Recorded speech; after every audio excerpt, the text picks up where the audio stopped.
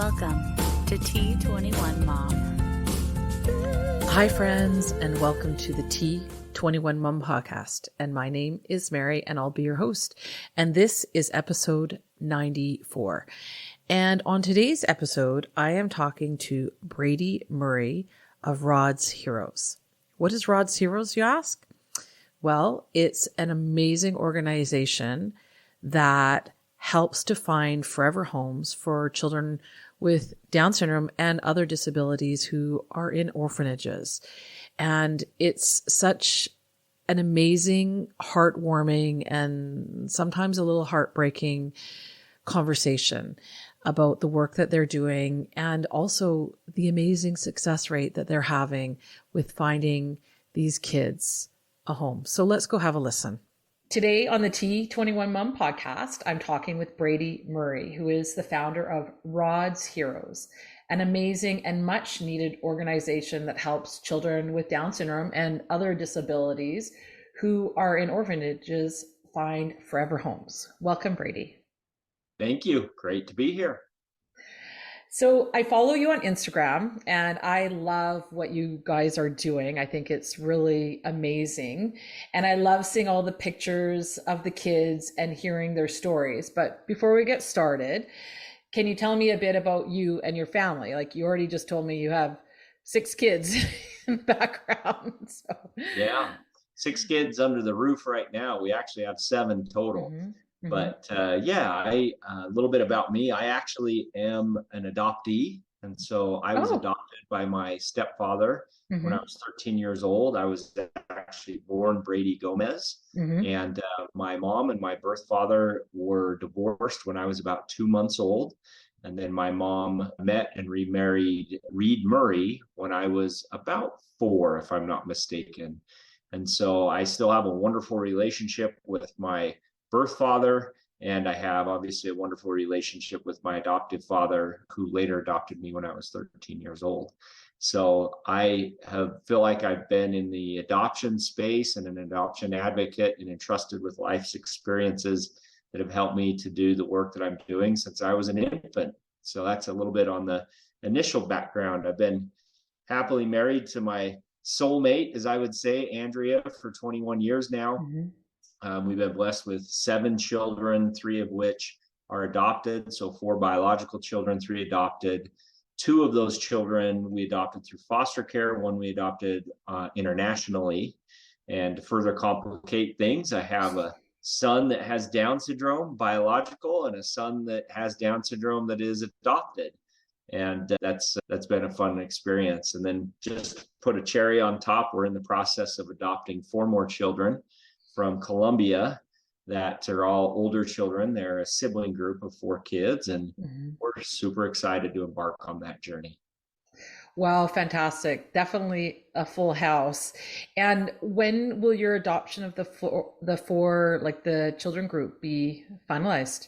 Yeah, we're hoping late summer, early fall. So we're roughly halfway through it. Home study's done, everything's submitted. We just have to practice our active patience now. Yes, I do hear that often in the adoption world. So, wow, fantastic. And congratulations. Like definitely a full house. That's wonderful. We are very big advocates in the Down syndrome community and love everything there is about Down syndrome. And so you adopted 3 other children. So one that also has Down syndrome. Where did you adopt him from? He was born in China, and his name is Cooper. He's 11 years old. When he was guesstimated to be about 6 months old, he was found on a street corner in a city of 14 million people in the early morning hours one day. And he went to an orphanage where he stayed for the first 4 years of his life. And then Andrea and I were blessed to adopt him and bring him into our family in 2016. So he's been with us now for about 6, almost 7 years. Oh, fantastic. Yeah, several years ago, I did a little like fundraiser to support the adoption of a little girl from China kind of similar story. She was found at a bus stop. It kind of breaks my heart to hear those stories, but also to know that Cooper has found, like, a loving and forever family. Like, That's right. that's amazing. Yeah, thank you. Oh, you're very welcome.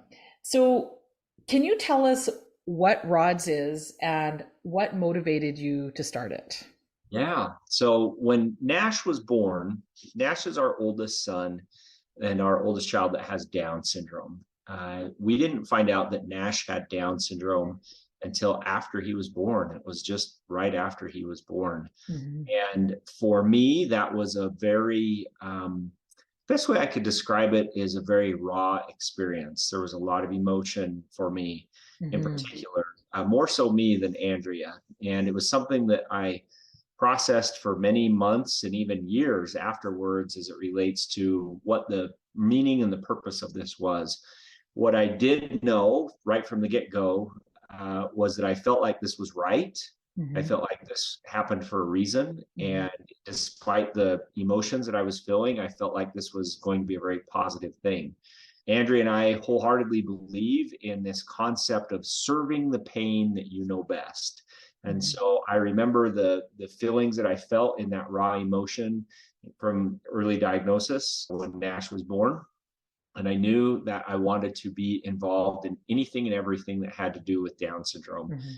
because I wanted to serve those feelings that I felt. And I knew that others would be feeling that at some point in time as well. And so it was through the involvement in the Down syndrome community that we were introduced to this thing that we didn't know about. And that was that oftentimes in developing countries and in many countries, when a child is born with Down syndrome or a disability like Down syndrome, they are immediately placed up for adoption or abandoned, similar to the circumstance of Cooper. Mm-hmm. And our heart just went out for these kids.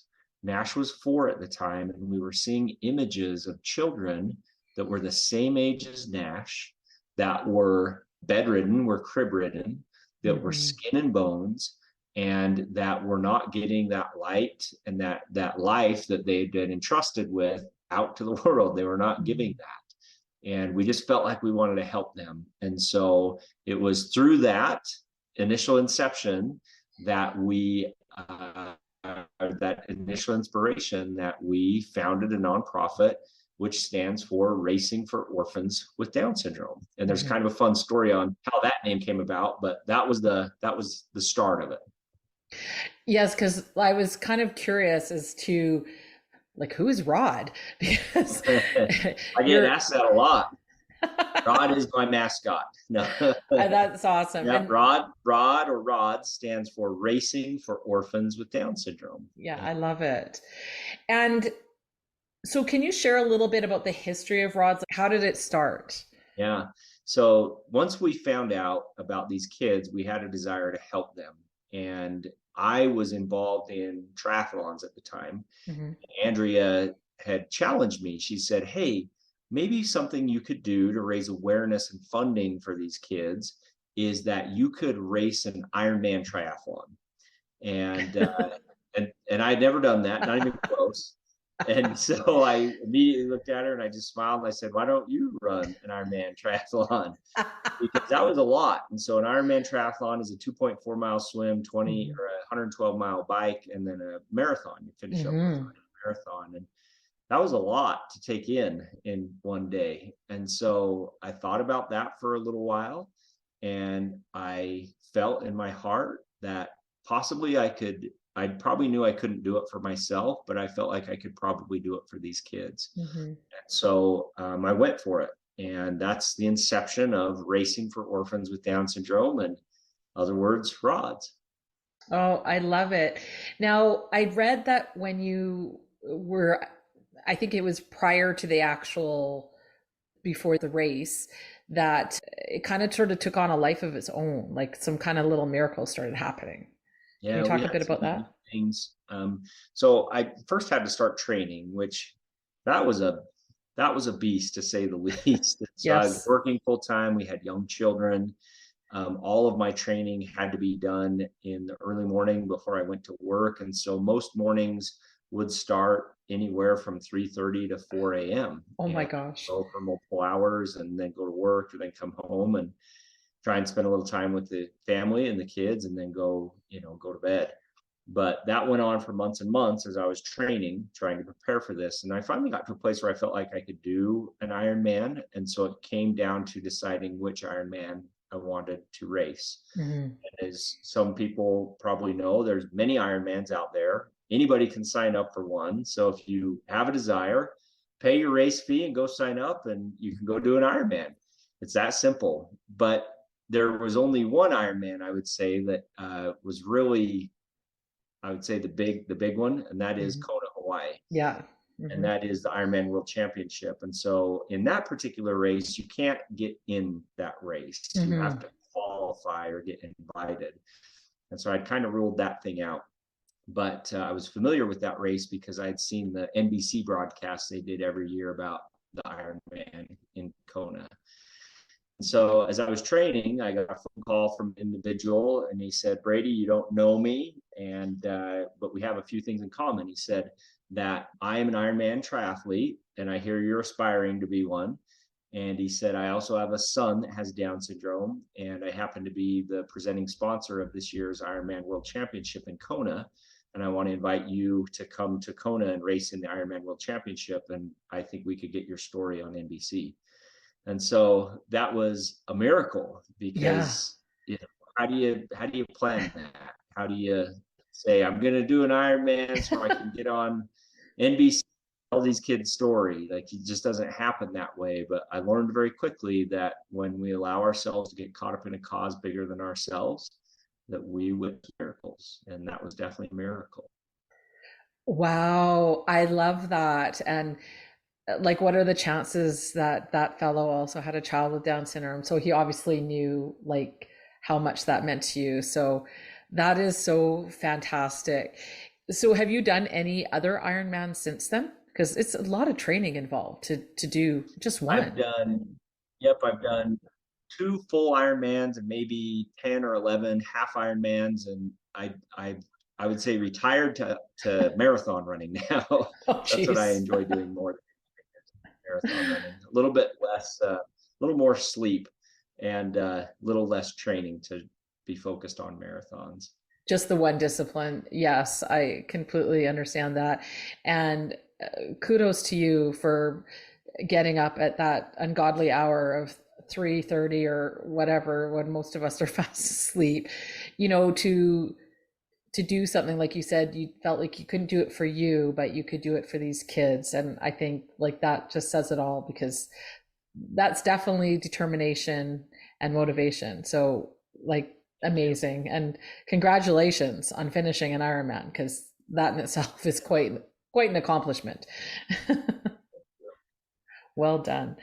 Now, I know that ROD stands for, as you said, running for orphans with Down syndrome, but you also help others find forever homes who also have other disabilities. So when did this all start? Like, when did ROD start, and when did you find that you also needed to find these homes for these other kids as well? Yeah, so we advocated for children with Down syndrome for about a decade. We have just shy of 100 kids that we've been able to help find a loving home for during that time period. And it was during that time that we actually got introduced to a contact in Colombia where we had been advocating for children before. And for 10 years, we'd never been able to go in country and actually meet the children that we were advocating for. If you could imagine, most countries aren't signing up to have Americans with Yeah. cameras come to their country and go into their orphanages and Hmm. foster homes to film their children. But we had the opportunity come about through this contact to be able to travel to Colombia. And as part of that agreement for us coming in and filming their children that have Down syndrome with the purpose of us advocating to find them a family, we agreed to also do stories for the children that had other unique circumstances, other disabilities, or sibling groups, or even older children that were not oftentimes adopted.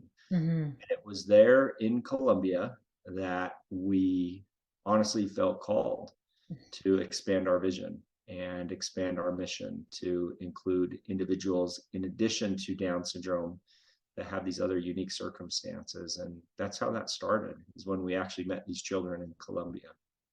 So that's fairly recent because when were you in Colombia? I don't think it We was that long just ago. went to Colombia in July of Okay. last year.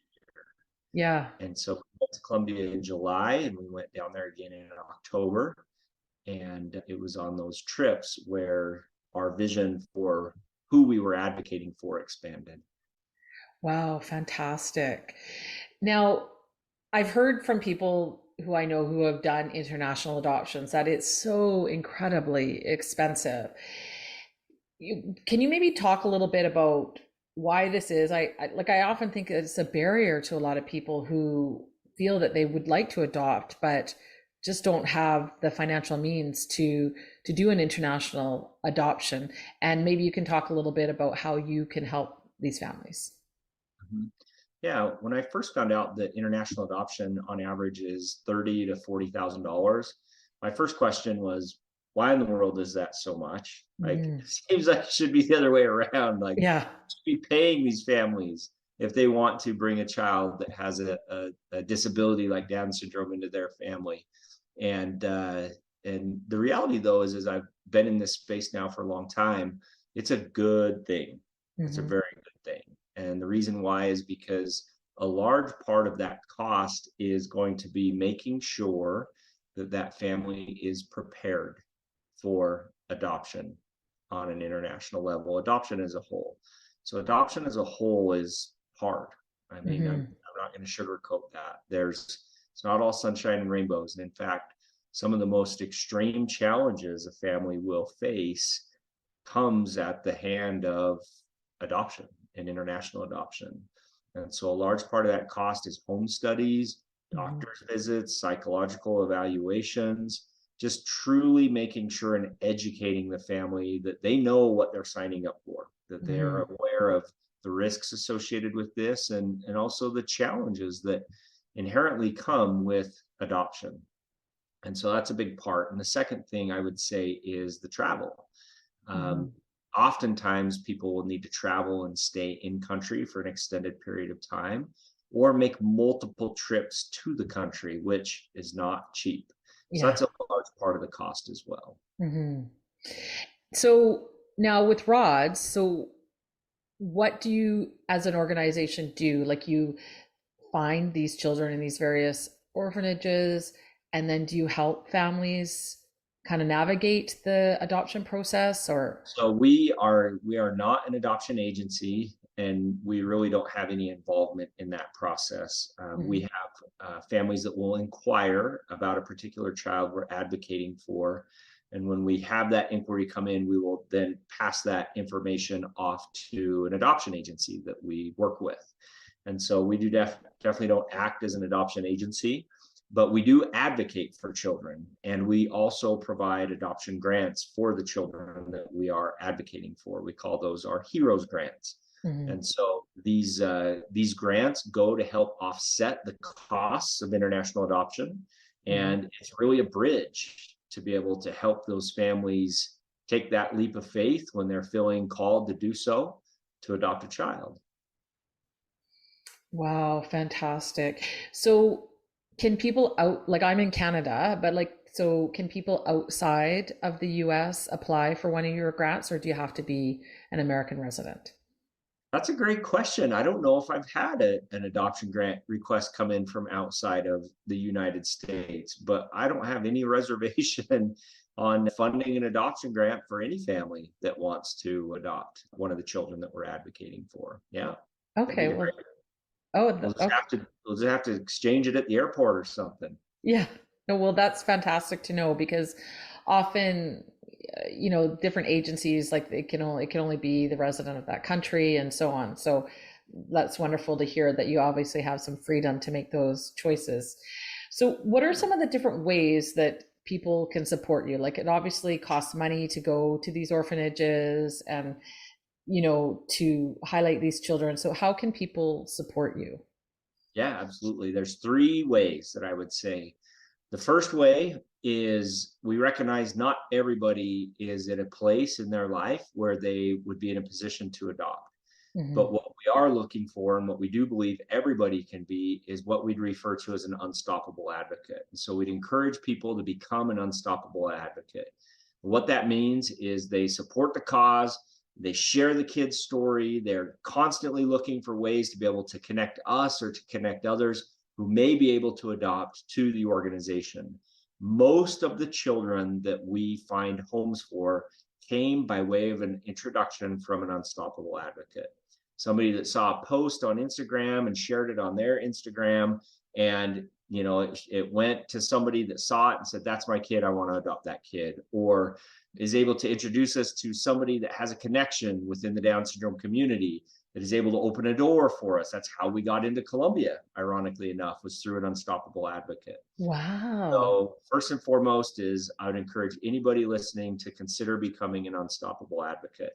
I've got my unstoppable advocate t-shirt on underneath this, but I was a little Yeah. cold, so I had to put my hoodie on. Number two is consider donating. And Hmm. so if somebody has been entrusted with a way to be able to donate, we would encourage you to consider Rod's Heroes as a donation. We are a 501c3 here in the United States. And so anybody who has a desire to donate, whether that's through a monthly contribution or a one-time contribution, we highly recommend that, because it's with these donations that we are able to fund adoption grants and go back to these countries and meet these children. So it's all done through the contributions of our partners that way. And then the third thing and the last thing, the most important thing I would say is, if you feel something in your heart about adoption, I would encourage you to explore that. I recognize that it is scary. Hmm. I recognize from personal experience, it doesn't always make sense. It's not Hmm. always logical. And it's not a 1 + 1 = 2 equation. But if you've felt something in your heart towards adoption, there is a reason why you are feeling that.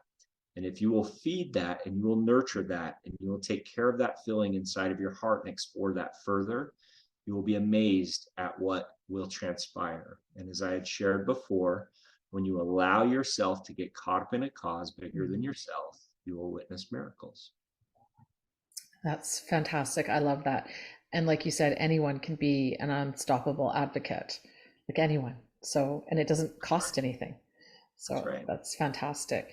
Now, you sort of touched on it, but like if someone is on your webpage or, following you along on Instagram and they see a child that, kind of touches their heart, so what should they do at that point? Do they contact you, or and then you sort of facilitate kind of or direct them at that point? Like what happens at that point? Yeah, if there is a child, so I would put out there, we have an app.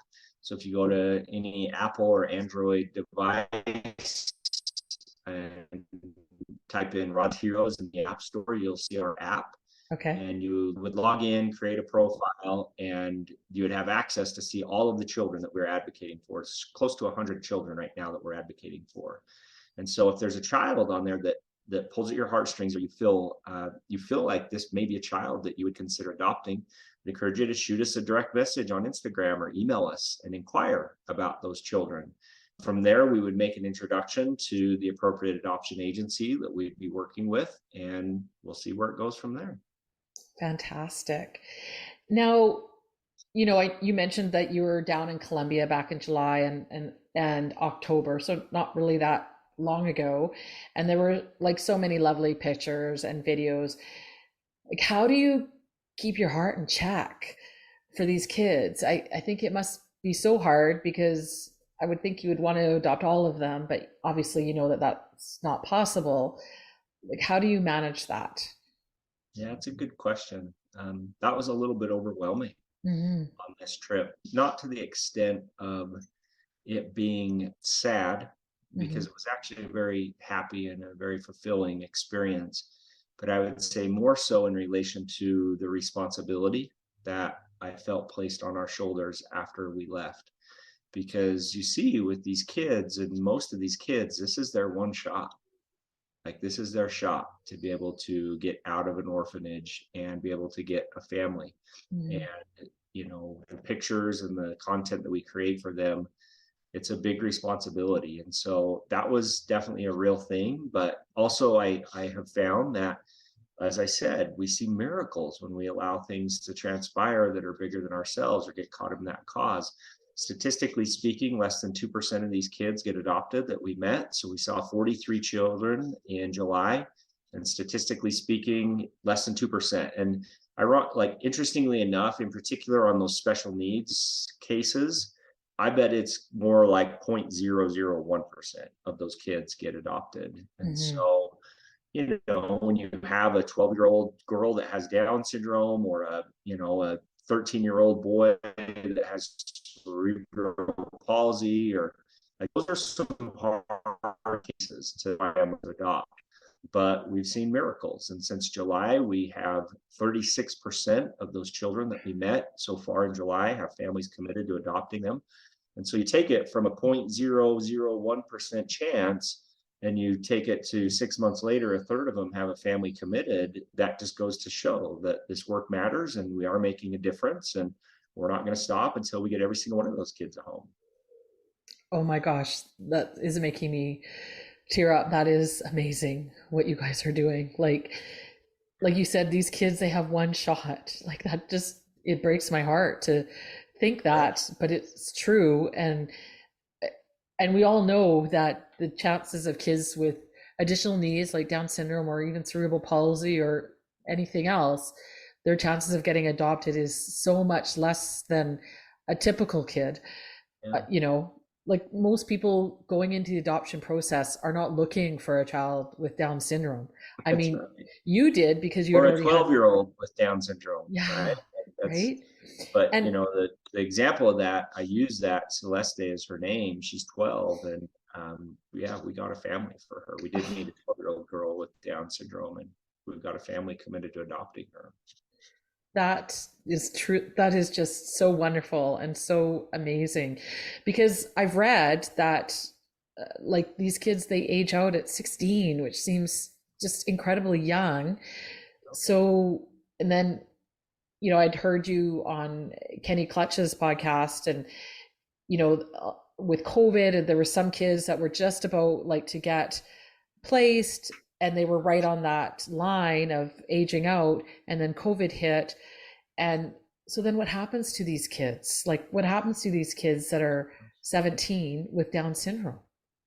Yeah, they stay in the institute for the rest of their life. And that's a tragedy. That's a real tragedy. But you guys are doing amazing things to turn that No. around. I'll give you a perspective on the biggest tragedy of that in my mind. I have found that, so a lot of times people will come to Andrea and I, and they'll say, what you've done for Cooper is so amazing. Cooper's our little guy from China. You helped that child, and look at what he's accomplishing now, and look at the great things that he's doing. What a great blessing you've been to his life. There's no question Cooper has benefited from being in a family. But Mm-hmm. I will say without question that the biggest blessing that has been had is not Cooper getting a family, it's our family getting Cooper. And every one of my children would say that. And so the biggest tragedy that I would say is that, yes, it's horrible that the child grows up and becomes an adult in an institute. Mm-hmm. That's tragic.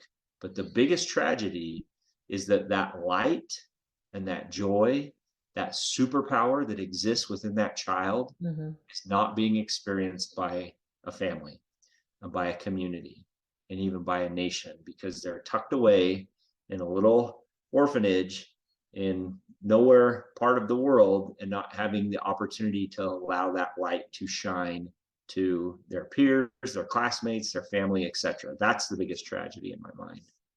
Mm-hmm. Yes, I totally agree with what you're saying, because I have said many times, like, my daughter's my only child, and that she's made me into the person that I was always meant to be.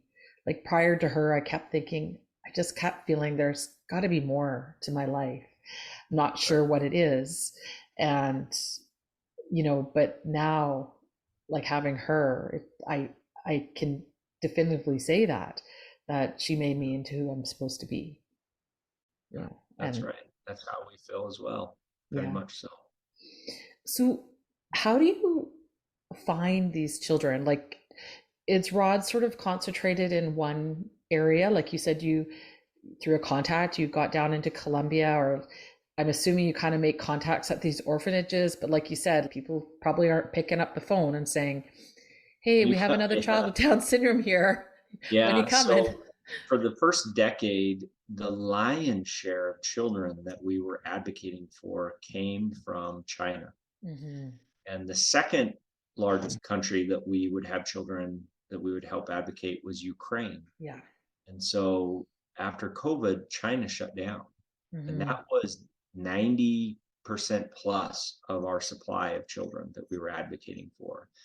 And then Ukraine had the war transpire with Russia and they Yeah. shut down.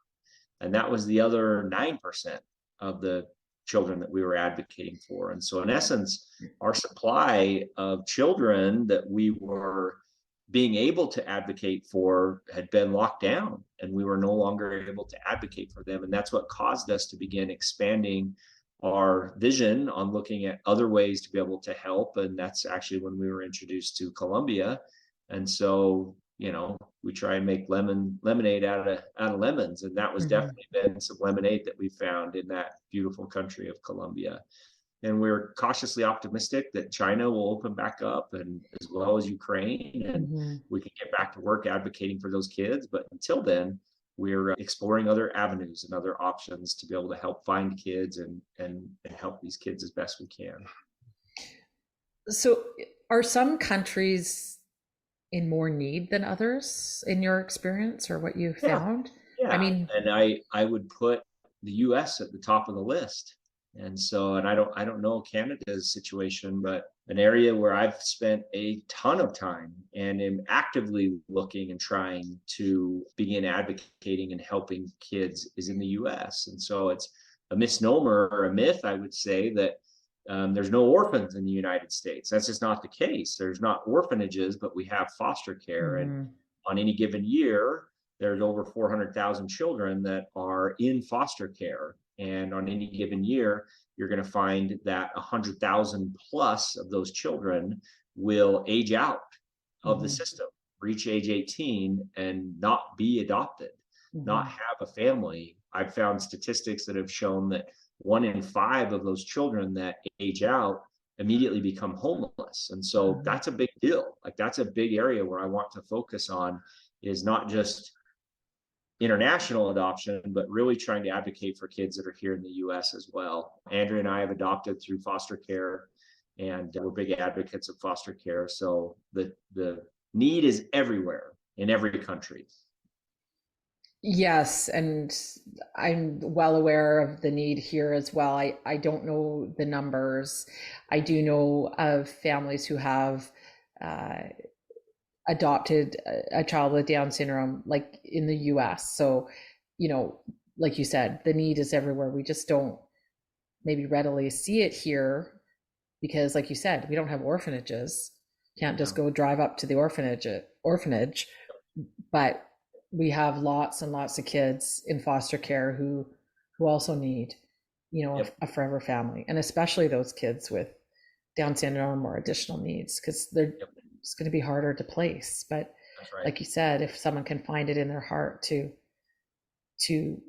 be that forever family for that child, you know, it's a possibility. That's right.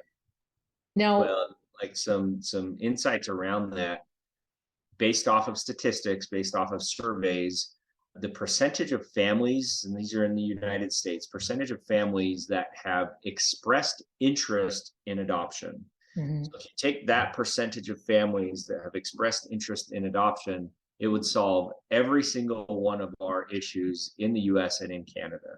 There are enough families who are showing interest in adopting that we could have a home for every single child that is here in the United States that is in foster care right now. But there's a gap that exists. There's a gap between a family that says, I show interest or I would be open to considering adoption, and those families that actually move forward. And so that's a large part of our work, is to inspire families to answer the call, to be able to adopt a child that has, whether that's a special or a unique ability, unique circumstances, or a typical kid. There's plenty of families out there. We just need those families to rise up and answer that call. Yes. Yes, that we do. Oh my gosh. Like, I know the name of your organization is Rod's Heroes. And I've heard you talk a few times about that heroes wear capes. But in your mind, who are the real heroes here and who gets a cape? Well, you think of the example that I shared with Cooper. Mm-hmm. The real heroes are these children. Yeah. Inside each one of us exists a divine potential, a unique ability, if you may. Inside every single child in the world exists potential, an opportunity to be able to influence for the good. And when a child is without a family, tucked away in an orphanage, in my mind, and from what my experience is, it's very similar to a superhero that doesn't have a cape. And so when families are able to answer the call to adopt a child, it truly is giving a superhero their cape. Now, are these individuals going to go out and be the next president of the United States? Possibly, but most likely not. Most likely they're going to have challenges just like the rest of us. What I do know is that these children, when placed inside of a loving home, do better than when they are in an orphanage, have the ability to sing the song they are meant to sing at a much better pace than when they're tucked away in an orphanage somewhere. Yes, 100%. I love how you put it, to sing the song that they're meant to sing, because they just don't get that chance when they're in an orphanage. Someone just has to give them that chance and that hope to do that. Oh my gosh. Now, I know that not everyone quite has the ability to adopt for whatever reason, but at the same time, they want to help these kids. And I saw on your Instagram something that I thought was really interesting about you looking for host families. Can you tell me what that's about? Yeah, with Columbia, we were able to work out a way for families. This is just here in Utah right now, for families that have a desire to potentially adopt. They just aren't sure. We have a program that will allow a child in Columbia to come to Utah for 3 weeks this summer, stay with a family, and give the opportunity for that child to experience a new culture, experience life in a family, and also an opportunity for that family to experience what it might be like if they did adopt a child. Statistics show that 90% plus, it's actually 92% of children that come to the United States for hosting actually end up getting adopted. And so we're very motivated to find as many families that have interest in hosting and talk to them about being a host family this summer. You have to live in Utah. That's the catch. That's the catch. Well, that might change, but that's fantastic. So I was wondering how that worked. And I thought that gives people the opportunity to see if this is a good fit for them. And also, what a wonderful opportunity for that child that may not otherwise have that opportunity. Yeah, of course. Yeah, of course. I'm going to share one parting thought. We've talked about international adoption. We've talked some about foster care. The vision and the mission of Rod's Heroes, and what I am working and consecrating my entire life to, is this: that families keep children, that families have the resources, the help, whatever it may be, the programs, to be able to help them to keep their child, that they are able to make it work by keeping their child. That's the first and foremost. That's our biggest mission. Second of that is that if a family is not able to care for that child, a mother and a father is not able to care for that child, that somebody within their extended family or their extended community would take that child. Our goal would be that that child is adopted or goes to be cared for in their own town or in their own city or in their own country, Yeah. that they get to stay in their community, that they get to have the same cultural experience that they were born with, that they get to grow up with that cultural experience. That would be our secondary goal. And only third, only when the first two goals are not available, would we explore and look at international adoption. Because again, the overriding principle being children, every child deserves to be raised in a loving home. And that's the hierarchy of how I would hope that that would transpire. And that's really the ultimate vision of our mission. It's beautiful. It's amazing. Wow. Like, I love this story about what you guys are doing and, your reasons behind it. Now, you're quite active on Instagram with lots of wonderful pictures and videos and stories of these beautiful children looking for their forever homes. So, where can people find you? How can they contact you? Where can people follow you? Yeah, absolutely. So you can find us on our website, rods.org. Mm-hmm. You can find us on our Instagram handle at Rods Heroes, RODS Heroes. And then my personal Instagram is Brady Murray 21. Very simple. We're very active on all channels. And the 21 is for obvious reasons. That's right. You know it well. I know it well. Yes.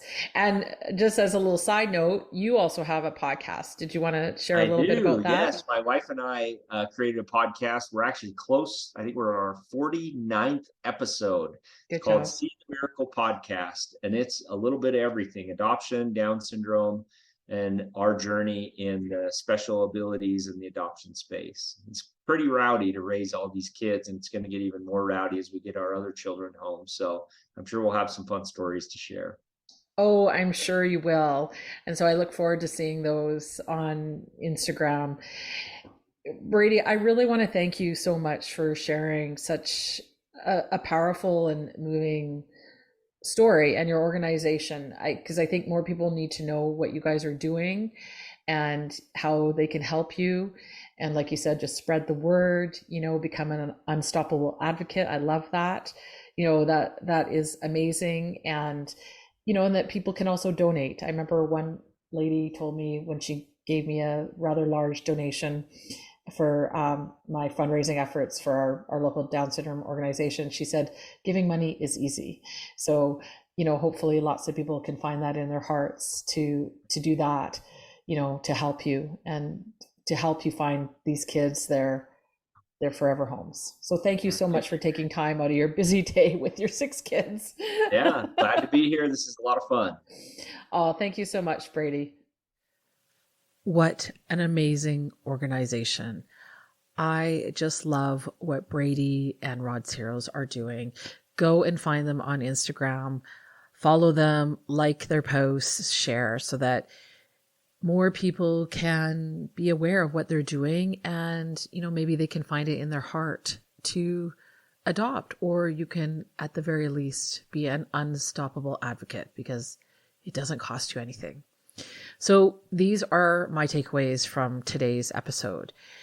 As I'm sure many of you are aware, especially in developing countries, often when a child is born with Down syndrome or a disability, they're immediately placed for adoption or even worse, abandoned.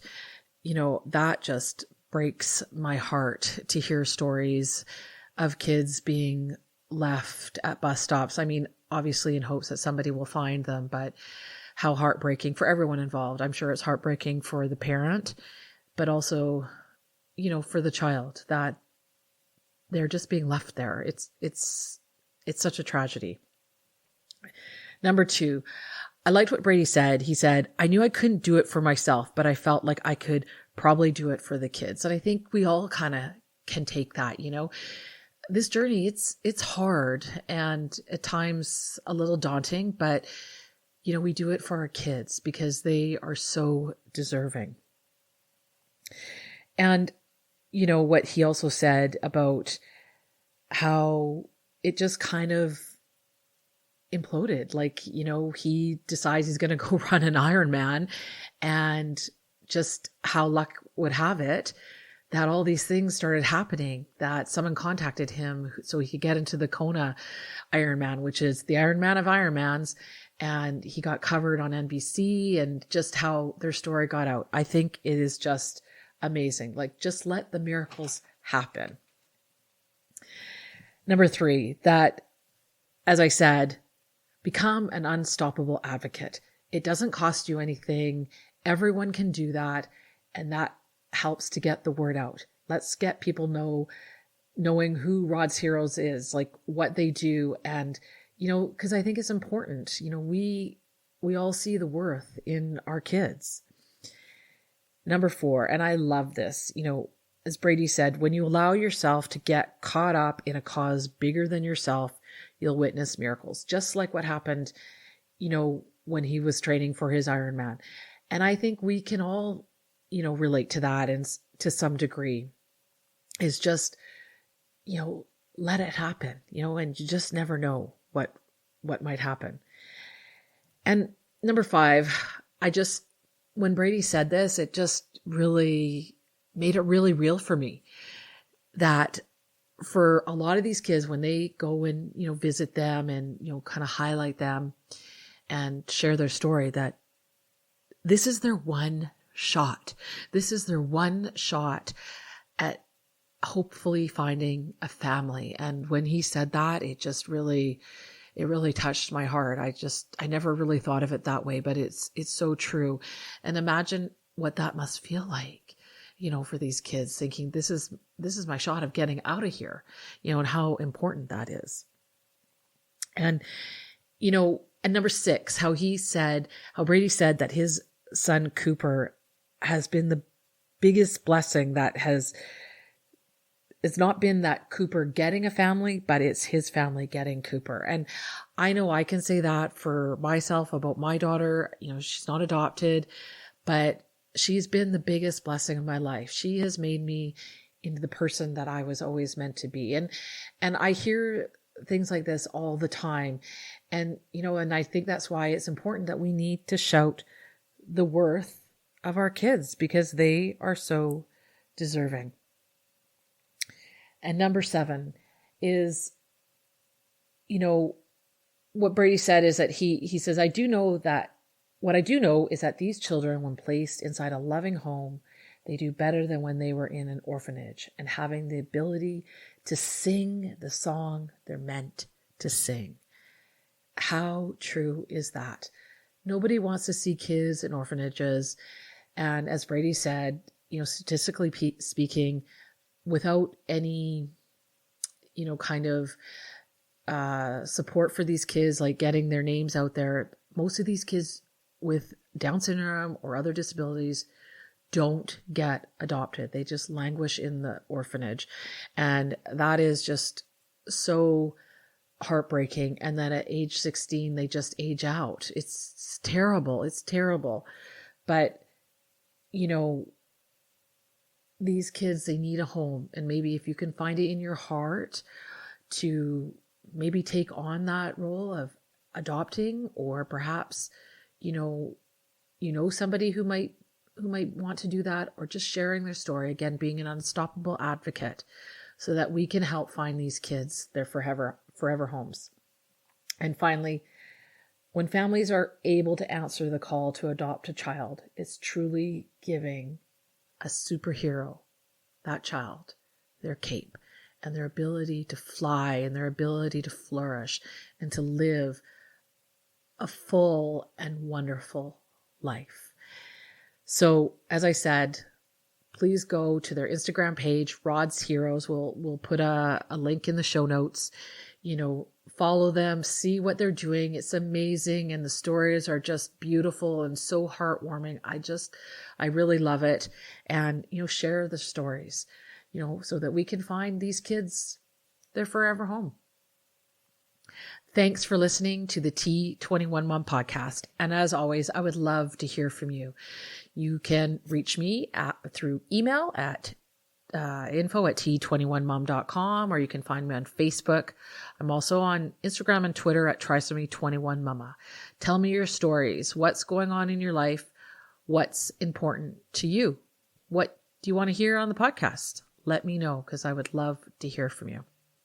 And as always, it would really mean a lot if you would like and subscribe. And if you leave a little review, it helps us to be more searchable to others in the Down syndrome community. So keep on loving on your rockin' kiddos, and we'll see you next time.